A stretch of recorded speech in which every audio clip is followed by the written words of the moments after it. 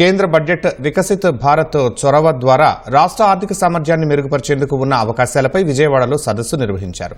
School of planning architecture Vijayawada ఆధ్వర్యంలో ఏర్పాటు చేసిన జాతీయ సదస్సులో మంత్రి నారాయణ ముఖ్య అతిథిగా పాల్గొన్నారు. 20 సూత్రాల కార్యక్రమం చైర్మన్ లంకా దినకర్, పురపాలక పట్టణాభివృద్ధి శాఖ ముఖ్య కార్యదర్శి సురేష్ కుమార్తో పాటు జాతీయ స్థాయి నగర పట్టణ ప్రణాళిక విభాగం ముఖ్యులు హాజరయ్యారు. గ్రామీణ ప్రాంతాల నుంచి విద్యా ఉపాధి కోసం పట్టణాలు, నగరాలకు వస్తున్న వారి సంఖ్య పెరుగుతున్న నేపథ్యంలో వసతుల కల్పనలో సమస్యలు తలెత్తుతున్నాయని నిపుణులు అభిప్రాయపడ్డారు. 2047 నాటికి స్వర్ణాంధ్ర సాధించాలని భావిస్తున్న రాష్ట్ర ప్రభుత్వం మహానగర నిర్మాణానికి ప్రణాళిక రూపొందించిందని అతిథులు తెలిపారు.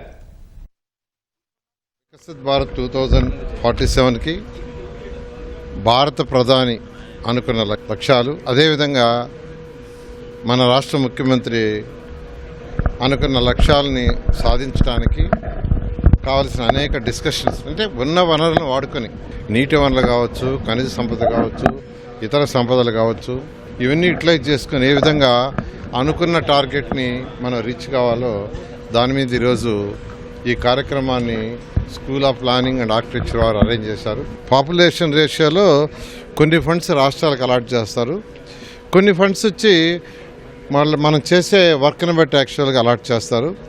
ఈ రెండింటిని ఈరోజు ఫైనాన్స్ డిపార్ట్మెంట్ వాళ్ళు, అటు మున్సిపల్ అడ్మినిస్ట్రేషన్ సెక్రటరీ, డైరెక్టర్ వాళ్ళందరూ కూడా కేంద్ర ప్రభుత్వంతో డిస్కస్ చేస్తున్నారు. ఖచ్చితంగా ఈ 5 సంవత్సరాల్లో ఆంధ్రప్రదేశ్ ఏదైతే ముఖ్యమంత్రి గారు మాకు దిశానిర్దేశాలు ఇచ్చారో దాని ప్రకారం చేస్తూ ముందుకు పోవడం జరుగుతుంది.